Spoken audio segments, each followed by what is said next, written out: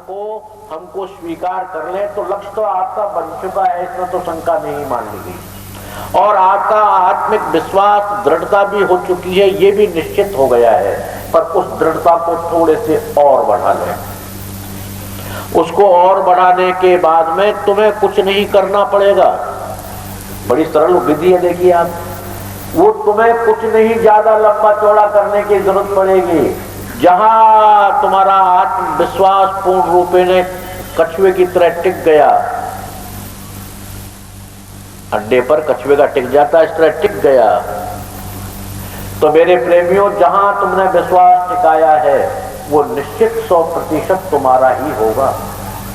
और रोज रोज हम देखना चाहें तो भी होगा, और वरना विपत्ति के समय अवश्य होगा। और उस यमराज की मार पिटाई के लिए जो होती है उसको रोकने के लिए 100% होगा। कौन होगा? जिस पर हमने आस्था टिकाती। तो अब दृढ़ता लाना आप लोगों को, मेरे प्रेमियों, आप लोगों का काम है दृढ़ता लाना। दृढ़ उसे ही कहते हैं निश्चय। जैसे अभी कछुए को उदाहरण दे दिया, कितनी बार बोलूं वो दे दिया। उसने दृढ़ निश्चय कर लिया कि मुझे इस अंडे के अंदर में जान डालनी है, बच्चा पैदा करना है और उस बच्चे को जल में मेरे पास बुलाना है। इस तरह आप भी दृढ़ निश्चय हो जाएं कि वो परमात्मा का हमें दीदार करना है, उस परमात्मा की कृपा प्राप्त करनी है। वो करे न करे उसका मतलब अपना विषय है, हमारा विषय संकल्प है कि हमें ऐसा करना है। अगले की तरफ से अगर हम करेंगे तो समाज संसार का होगा, अध्यात्म नहीं होता।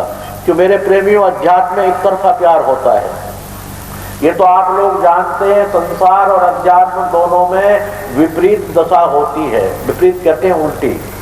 संसार में हम आंख खोल कर चलते हैं और आध्यात्मिक जगत में आंख बंद कर चलते हैं। ध्यान करते हैं तो आंख बंद हो जाती है, दर्शन करते हैं तो आंख बंद हो जाती है, किसी संत का दीदार करते हैं तो आंख बंद हो जाती है। आध्यात्मिक जगत आंख बंद करे बिना प्राप्त नहीं हो पाता।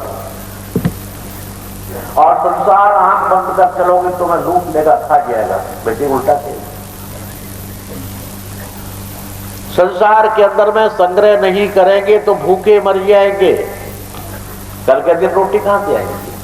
और आध्यात्मिक जगत में अगर संग्रह किया, त्याग नहीं किया तो शांति नहीं मिलती, भगवान नहीं मिलता। देखिए उल्टा थे, ये उल्टा नहीं है। एक जगह संग्रह करने से मान मर्यादा है, एक जगह लुटाने पर मान मर्यादा है। त्यागा शांति निरंतर, त्याग करने में ही शांति रहती है। तो आध्यात्मिक जगत और भौतिकवाद जगत दोनों के बीच में अपन रह रहे हैं और दोनों का ही निर्वाह करना है हम लोगों को। अब दोनों का निर्वाह के लिए आप विचार कर लीजिए कि निर्वाह करना ही करना है। सपोज आप बैंक के कैशियर हैं, मैनेजर हैं और रोज रोज आपके यहाँ लाखों करोड़ों रुपए जमा कराने वाले आते हैं, पर घर पे आप डिस्को नहीं करते। उन बैंक मैनेजरों से कह रहा हूं आपसे, वो डिस्को नहीं करते, वो खीर पूड़े मालपुए नहीं बनवाते। और जिस दिन निकालने वाले करोड़ करोड़ के 5-7 आ गए, बैंक बिल्कुल एक पैसा भी नहीं रहा, खाली हो गया, रिजर्व बैंक से और मंगाने पड़ गए, उस दिन घर में बेहोशी नहीं आती उसको, वो मूर्धनी नहीं बनाता, फिर भी रोटी खाता है, फिर भी खाता है कि उसको एक ही भाव बन गया है कि ये बड़ी सरकार का खेल है, मेरा नहीं है, मेरा हो तो मैं रोऊं। भाई यही दृढ़ निश्चय है कि वो परमात्मा, वो गुरु कभी हमारा द्वेषी नहीं हो सकता, हमारा अहित करने वाला नहीं हो सकता, हमसे कभी अप्रसन्न होने वाला परमात्मा और गुरु नहीं हो सकता, ये किसी हालात में नहीं हो सकता।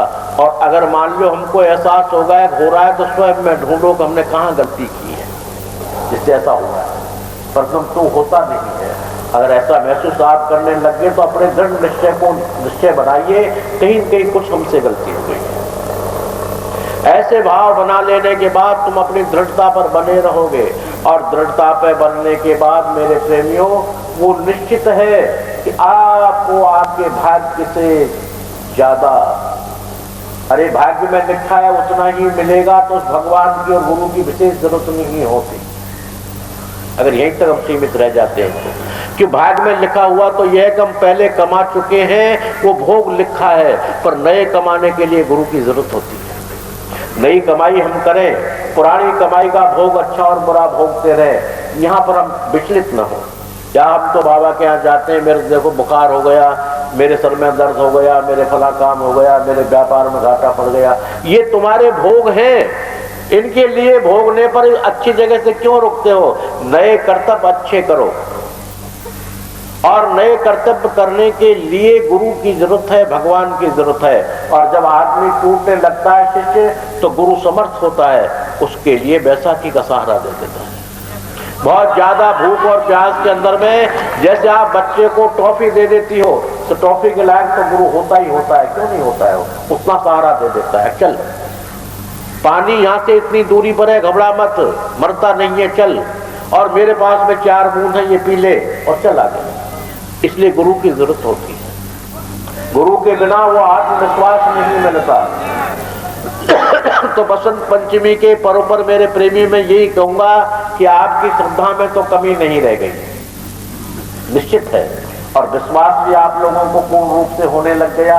अब वो आस्था भी हो गई, पर आस्था डगमगाती है।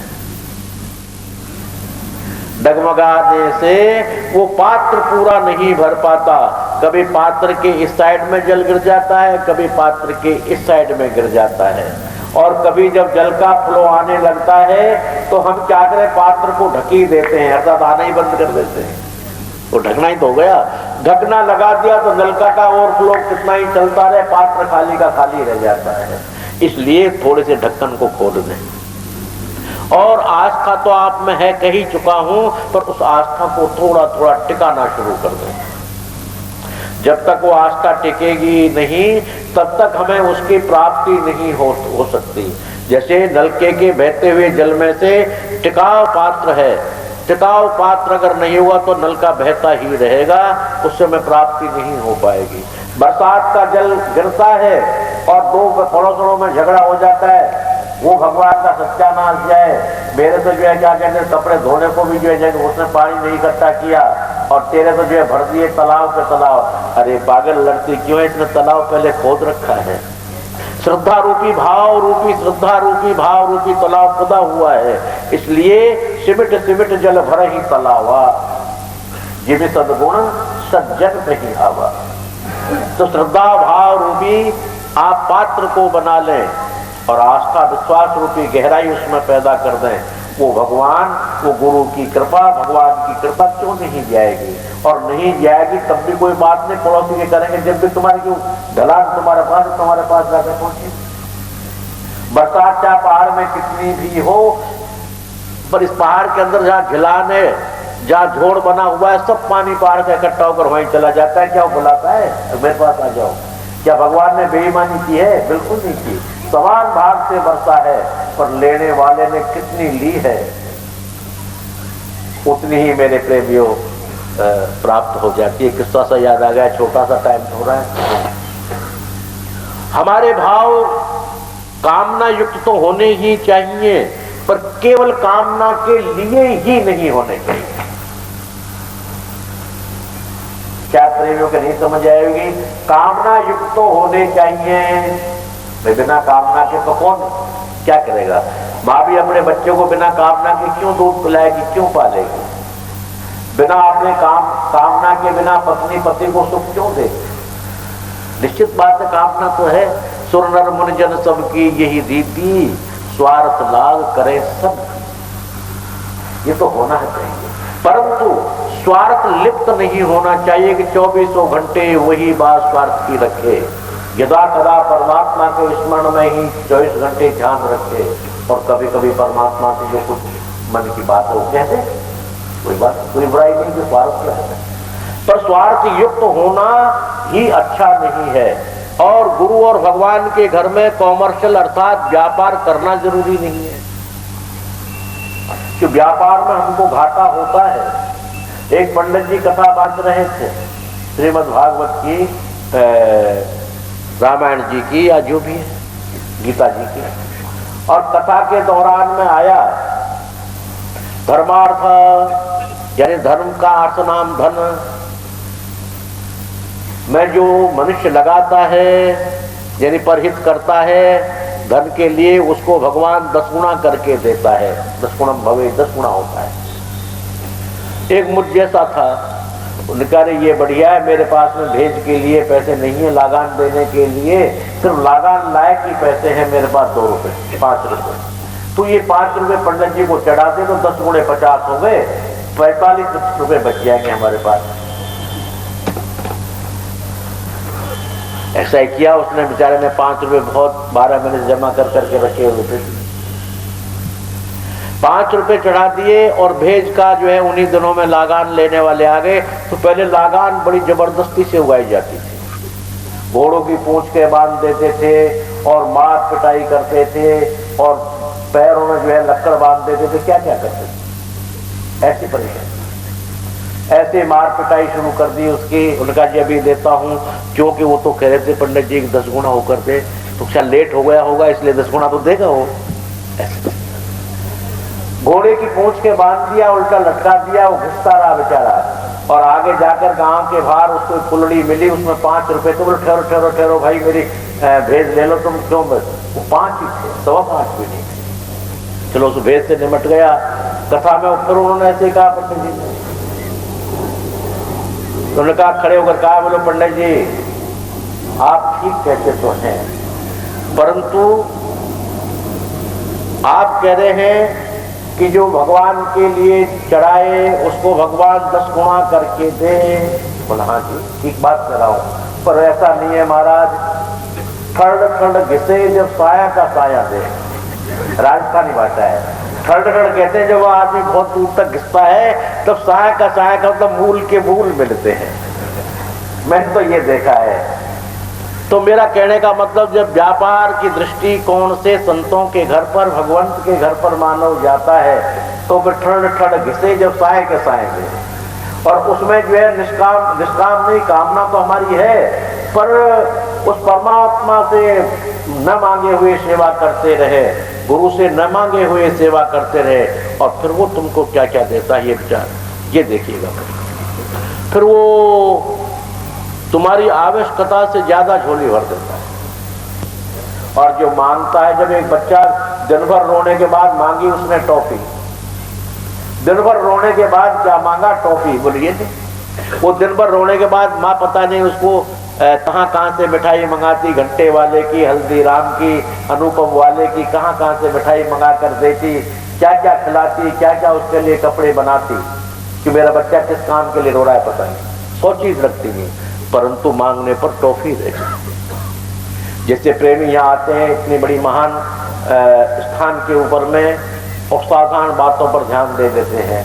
मेरा बच्चा पढ़ने आज स्कूल नहीं गया, कोई बात नहीं, सर में दर्द होगा, टांग में दर्द होगा, पूंछ में दर्द होगा, या तुमने ज्यादा प्यार कर दिया होगा।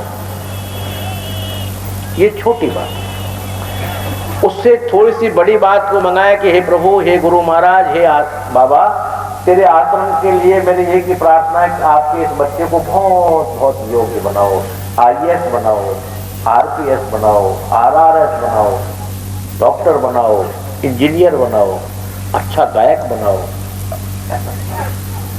अब वो रोज रोज की जो मांगे हैं वो परमात्मा ठुकरा देता है।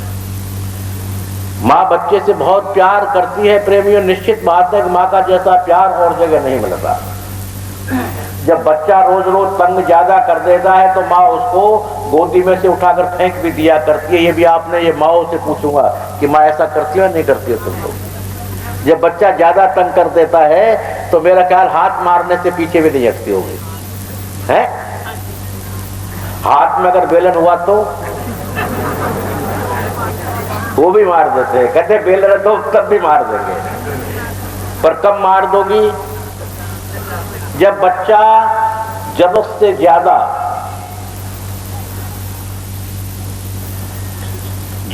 ज्यादा जब बच्चा हो जाता है तो माँ उसको गोदी से फेंक देती है और जो कुछ हाथ में हथियार होता है उससे मार देती है। बस कब मार देती है? जब जरूरत से ज्यादा। इसलिए अपने उस परमात्मा के लिए, अपने ठाकुर के लिए, अपने घर के लिए आप लोग जो है सेवन करें आस्था विश्वास युक्त, और मांगने की चेष्टा ही नहीं करें। मांगे तो बड़ी चीज मांगे, छोटी छोटी नहीं। जैसे जाट बाबा ने मांगा एक ने, बहुत दिन तपस्या करी जाट बाबा ने, और भगवान आए, बोलो जाट बाबा क्या चाहिए? बोलो कुछ नहीं चाहिए। अरे बोलो कुछ तो चाहिए। अकड़ कह दिया कुछ नहीं चाहिए। कौन है तू? मैं भगवान हूं। क्या देगा? तू चाहेगा जो। बोले मुझे कुछ नहीं चाहिए, देना है तो पोते को सोने के कटोरे में दूध पीता हुआ महल के अंदर देखो। यानी बेचारा अंधा था, उसके पास रोटी खाने को नहीं, अंधे कौन देगा ये रोटी, भीख मांग कर खा ले। तो उन्होंने कहा कि पोते को सोने के कटोरे में महल में दूध पीता देखूं, अर्थात गाय भैंसे भी मेरे पास हो, पैसा होगा तो महल बनेगा, सोने के बर्तन बनेगा, नहीं वैसे कैसे बन जाएंगे। एक में ही उसने कह दिया भगवान ने कि हम तो सुना करते थे जाट होशियार नहीं होते हैं, और ये तो देखा कि बहुत होशियार है जाट। तो मेरे प्रेमियों, इस तरह से परमात्मा से हम प्रार्थना करें, हे प्रभु आपकी हमें कृपा चाहिए, हमको तो आप जी चाहिए हो। जहाँ भगवान आ जाएंगे, जहाँ जल आ जाए, क्या प्यास रह जाएगी? बोलिए, जहाँ जल का जो है स्रोत बह निकला, जहाँ पानी से पिसाया रह जाएगा। नहा ले, पी ले, धो ले, कपड़े धो ले, बर्तन धो ले, मर गया जो धो ले, और खूब पड़ोसियों को पिला ले, कभी क्या रह गई। पर हम तो पानी का लोटा गिलास मांगना सीख गए। हम तो कहते हैं आप लोगों को ये भाव निश्चित कर लेना चाहिए कि हे प्रभु आपकी अनवरत कृपा और